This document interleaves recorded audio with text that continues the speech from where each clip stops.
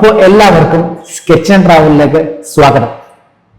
ഇന്ത്യയുടെ തിരക്കേറിയ തുറമുഖങ്ങളും നഗരങ്ങളിലൂടെ എല്ലാം യാത്ര ചെയ്താൽ നമുക്കറിയാം അവിടെ എത്രത്തോളം തുറമുഖങ്ങൾ വ്യാപാര കേന്ദ്രങ്ങളായിരുന്നു, എത്രത്തോളം ലോകത്തിന്റെ വ്യാപാര മുഖങ്ങളായിരുന്നു എന്ന് നമുക്ക് ചരിത്രം നോക്കിയാൽ നമുക്ക് അറിയാൻ പറ്റും. നമുക്ക് ഒരു കഥ പറയാം, മുരച്ചിപ്പട്ടണത്തിന്റെ കഥ. പണ്ട് ഭഗവാൻ ശ്രീരാമൻ സീതയെ അന്വേഷിച്ച് നടക്കുന്ന സമയത്ത് സുഗ്രീവന്റെ പടയാളികളിലെ ഒരാൾ, അല്ലെങ്കിൽ സുഗ്രീവന്റെ പടയാളികളിൽ നിന്നുള്ള ഒരാൾ രാമനോട് പരാമർശിക്കുന്നുണ്ട്. മുരച്ചിപ്പട്ടണം എന്ന വമ്പൻ പട്ടണത്തിന്, തുറമുഖത്തിനെ കുറിച്ച് പരാമർശിക്കുന്നുണ്ട്. അതേപോലെ സംഘം കൃതികളിലും മുരച്ചിപ്പട്ടണത്തിനെ കുറിച്ച് പരാമർശിക്കുന്നുണ്ട്. ഏതാണ് ഈ മുരച്ചിപ്പട്ടണം? എവിടെയാണ് ഈ മുരച്ചിപ്പട്ടണം? ഗ്രീക്ക് യാത്രാ വിവരണ പുസ്തകമായ പെരിപ്ലസ് ഓഫ് ദി എറിത്രിയനിൽ ഈ മുരച്ചിപ്പട്ടണത്തെ കുറിച്ച് പറയുന്നുണ്ട്. അന്ന് ചേര രാജാക്കന്മാർ അടക്കി ഭരിച്ചിരുന്ന ഈ തുറമുഖത്തിന്റെ അഭിവൃദ്ധിയെ കുറിച്ച് പറയുന്നുണ്ട്. എന്ന് വെച്ചാൽ ലോകരാജ്യങ്ങളുടെ നിന്ന് കച്ചവടം ഇന്ത്യയിലേക്ക് അല്ലെങ്കിൽ അന്നത്തെ പ്രാചീന ഭാരതത്തിലേക്ക് കടക്കുന്നതും കൊണ്ടുപോകുന്നതുമെല്ലാം ഈ ബിന്ദുവിലൂടെയായിരുന്നു. വെച്ചാൽ ഈ തുറമുഖങ്ങളിലൂടെയായിരുന്നു. കുറെ തുറമുഖങ്ങൾ ഇന്ത്യയിൽ ഉണ്ടായിരുന്നത് ഒരു വളരെ പ്രശസ്തമായിട്ടുള്ള ഒരു മുരച്ചിപ്പട്ടണം എന്ന് പറഞ്ഞ തുറമുഖത്തിലൂടെയായിരുന്നു. ഈ മുരച്ചിപ്പട്ടണം എന്ന് പറഞ്ഞ തുറമുഖം ഏതാണെന്ന് നിങ്ങൾക്കറിയാം? അത് എവിടെയാണ് സ്ഥിതി ചെയ്യുന്നതെന്നറിയാം? നമ്മുടെ കേരളത്തില് കൊച്ചിക്കടുത്തല്ല, കൊടുങ്ങല്ലൂർ. ഇന്ന് നമ്മൾ അതിനെ വിളിക്കുന്നത് മുസിരീസ് എന്നാണ്, നമ്മുടെ സ്വന്തം മുസിരീസ്. മാർക്കോ പോളോ തൻ്റെ പഴയ യാത്രാ വിവരണ പുസ്തകത്തിലും പറയുന്നുണ്ട് അദ്ദേഹം കണ്ട ആ തുറമുഖത്തിനെ കുറിച്ചുള്ള വിവരണം. ലോകരാജ്യങ്ങളുടെ കപ്പലുകളാൽ നിറഞ്ഞു കിടക്കുന്ന കപ്പൽ തുറമുഖം, അല്ലെങ്കിൽ ആ മുസിരീസ് തുറമുഖം, അവിടെ പലപ്പോഴായിട്ടും അവരുടെ ലോകരാജ്യങ്ങളുടെ കച്ചവടങ്ങൾ, ധാന്യങ്ങളും സ്വർണങ്ങളും കുരുമുളകുകളും എല്ലാം കച്ചവടം ചെയ്യുന്ന ആ വലിയ തുറമുഖത്തിനെ കുറിച്ച് മാർക്കോ പോളോയുടെ പുസ്തകത്തിലും പരാമർശിക്കുന്നുണ്ട്. ഇത് കൂടാതെ നമ്മുടെ ഇന്ത്യയിലേക്ക് ജൂതരും ക്രിസ്ത്യനും മുസ്ലിമും എല്ലാം അവരവരുടെ മതങ്ങൾ പ്രൊപ്പഗേറ്റ് ചെയ്യാൻ വന്ന റൂട്ടും മതങ്ങൾ പ്രൊപ്പഗേറ്റ് ചെയ്യാൻ വന്ന വഴികളും ഈ കച്ചവട കപ്പലുകളിലൂടെ ആകാം. ലോകത്തിലേക്കും വെച്ച് ഏറ്റവും വലിയ തുറമുഖമായി ഈ തുറമുഖം മാറേണ്ടതായിരുന്നു. പക്ഷെ പിന്നെ എപ്പോഴാണ് ഈ തുറമുഖം നമുക്കിടയിൽ നിന്ന് അപ്രത്യക്ഷമാകുന്നത്? എപ്പോഴാണ് നമുക്കിടയിൽ നിന്ന് ഈ തുറമുഖം ഇല്ലാണ്ടാകുന്നത്? റോമൻ സാമ്രാജ്യത്തിൻ്റെ വീഴ്ചയ്ക്ക് ശേഷമാണ്? അതോ ലോകത്തിലേക്കും ഏറ്റവും വലിയ പ്രളയത്തിന് ശേഷമാണ്? 14-ാം നൂറ്റാണ്ടിലുണ്ടായ ഒരു പ്രളയമാണ് മുസിരീസിനെ ഇല്ലാണ്ടാക്കിയത് എന്ന് പറയപ്പെടുന്നു. റോമൻ സാമ്രാജ്യത്തിൻ്റെ തകർച്ചയും ഇതിനൊരു കാരണമായി എന്നും വേറൊരു വിഭാഗം പറയപ്പെടുന്നു. പക്ഷേ 14-ാം നൂറ്റാണ്ടിലുണ്ടായ വമ്പൻ പ്രളയം, കടലും പുഴകളും മലകളും ഭൂകമ്പവും എല്ലാം കൂടിച്ചേർന്ന ആ വലിയൊരു പ്രളയം ഇല്ലാണ്ടാക്കിയത് ലോകത്തിൻ്റെ തന്നെ കേന്ദ്ര ബിന്ദുവായി കച്ചവടം നടന്നിരുന്ന വെച്ചാൽ മുസിരീസ് എന്ന വമ്പൻ പട്ടണത്തെയായിരുന്നു. പെരിയാർ ഒലിച്ചിറങ്ങി മലകളും കൊണ്ടുവന്ന് അടച്ചു കളഞ്ഞത്, ആ മണ്ണുകളെല്ലാം പെരിയാർ കൊണ്ടുവന്ന മണ്ണുകളെല്ലാം അടച്ചു കളഞ്ഞത് ഒരു വലിയ തുറമുഖത്തിൻ്റെ ആഴമായിരുന്നു. ആഴം കുറഞ്ഞതോടുകൂടി പിന്നെ വമ്പൻ കപ്പലുകൾ, വലിയ കച്ചവട കപ്പലുകൾ, റോമിൽ നിന്നും ചൈനയിൽ നിന്നും അല്ലെങ്കിൽ യൂറോപ്പിൽ നിന്നുമെല്ലാം വരുന്ന വലിയ കപ്പലുകൾ ഇവിടേക്ക് ഈ മുസിരീസ് അല്ലെങ്കിൽ കൊടുങ്ങല്ലൂരിലേക്ക് എത്താൻ ഇത്തിരി ബുദ്ധിമുട്ടായി മാറി. ഈ മുസിരീസിന്റെ അവശേഷിപ്പുകളൊക്കെ വെച്ചുകൊണ്ട് നിൽക്കുന്ന ഒരു കോട്ടയുണ്ട് കൊടുങ്ങല്ലൂർ, കോട്ടപ്പുറം കോട്ട. പാതി പൊളിഞ്ഞ് നശിഞ്ഞ് കിടക്കുന്ന ഈ കോട്ടയിൽ വളരെ അവശിഷ്ടങ്ങൾ മാത്രമേ ഉള്ളൂ. പക്ഷെ ഞാൻ ഈ കഥകൾ വായിച്ചതോടുകൂടി അല്ലെങ്കിൽ ഈ ചരിത്രങ്ങൾ അറിഞ്ഞതോടുകൂടി എനിക്കൊന്ന് കോട്ടപ്പുറം കോട്ട കാണണം എന്നൊരാഗ്രഹം വന്നു.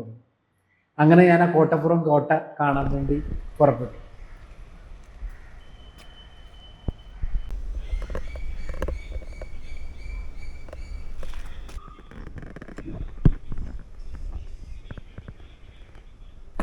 ഹലോ ഗായ്സ്, അപ്പോൾ എല്ലാവർക്കും സ്കെച്ച് ആൻഡ് ട്രാവലിലേക്ക് സ്വാഗതം. അപ്പോൾ ഇപ്പോൾ നമ്മൾ നിൽക്കുന്നത് കോട്ടപ്പുറത്താണ്.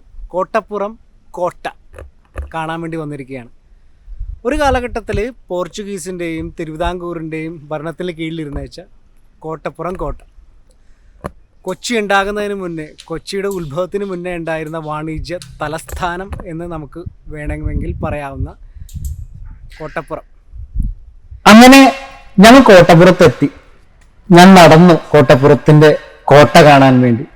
ഞാനിങ്ങനെ ആലോചിക്കുകയായിരുന്നു, ഈ കായലിലൂടെ ആയിരുന്നല്ലോ അന്നത്തെ പോർച്ചുഗീസ് കപ്പലുകളും പല പുറത്തുള്ള ചൈനീസ് അല്ലെങ്കിൽ ബ്രിട്ടീഷ് കപ്പലുകളെല്ലാം പടയോട്ടം നടത്തിയിരുന്ന വെച്ചത്. എത്ര വെടിയുണ്ടകളും വെടിയൊച്ചകളും കേട്ട കോട്ടയായിരുന്നിരിക്കാം ഇത്. അപ്പൊ ഈ കാണുന്നതാണ് കേട്ടോ കൊച്ചിയുടെ അതിർത്തിക്കല്ല്. പണ്ട് കൊച്ചി രാജവംശത്തിന്റെ അതിർത്തി അല്ലെങ്കിൽ അതിർത്തി രേഖകളെല്ലാം മാർക്ക് ചെയ്തെന്ന് വെച്ചാൽ കൊച്ചിയുടെ അതിർത്തിക്കല്ല്.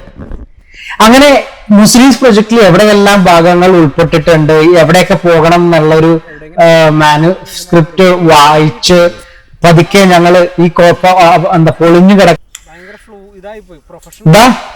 ഈ കാണുന്ന മരം ദൂരെ നിന്ന് കാണാൻ നല്ല ഭംഗിയാണ് കേട്ടോ. ഭംഗി മാത്രമല്ല, നല്ല തണലാണ്.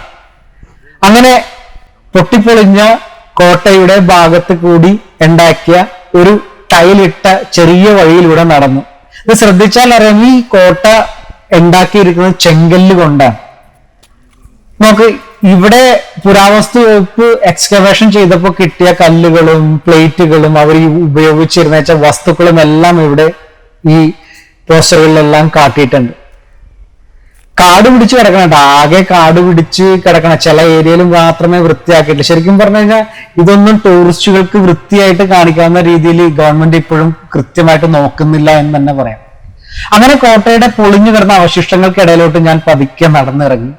കോട്ടയുടെ ഉൾവശം എന്ന് കാണുന്ന പോലെ ഒരു തുരങ്ക പാത പോലത്തെ ഒരു പാത കണ്ടു. ചിലപ്പോൾ ഇതിന്റെ അടിയിലോട്ടൊക്കെ പാത ഉണ്ടായിരുന്നിരിക്കാം.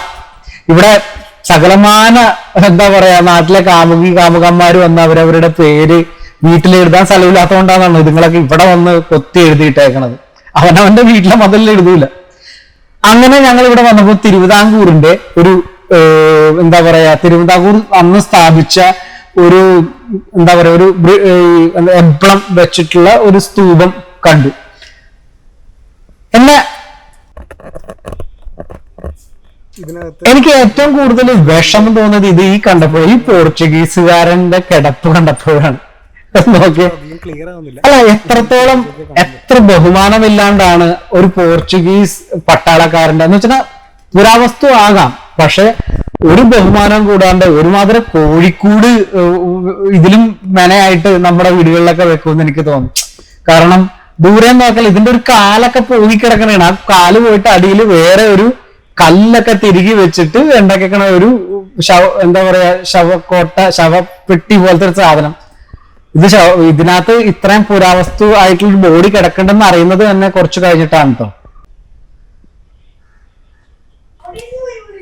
കുറെയൊക്കെ നല്ല രീതിയിൽ ഗാർഡനിങ് ഒക്കെ ചെയ്ത് വെക്കാമായിരുന്നു എന്ന് എനിക്ക് തോന്നി കേട്ടോ. കുറച്ച് എന്താ പറയാ, ഗാർഡൻസ് ഒക്കെ സെറ്റ് ചെയ്ത്. ഈ ഒരു മരമാണ് ശരിക്കും പറഞ്ഞു കഴിഞ്ഞാൽ അവിടെ ആകെയുള്ള ഒരു ഗംഭീര മുതൽക്കൂട്ട് എന്ന് പറയാൻ.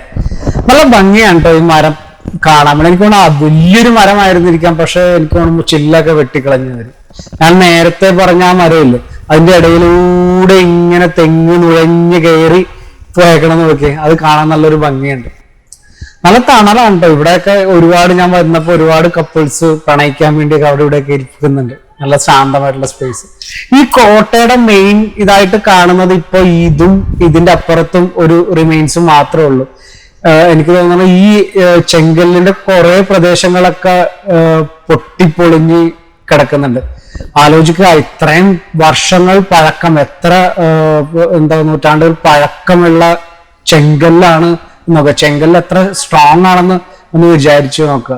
ഈ കോട്ടയുടെ മുകളിൽ ഇരുന്ന് കഴിഞ്ഞാൽ ഈ 3 ദിക്കുകളിൽ നിന്ന് വരുന്ന കപ്പലുകളെ വളരെ വ്യക്തമായിട്ട് കാണാം.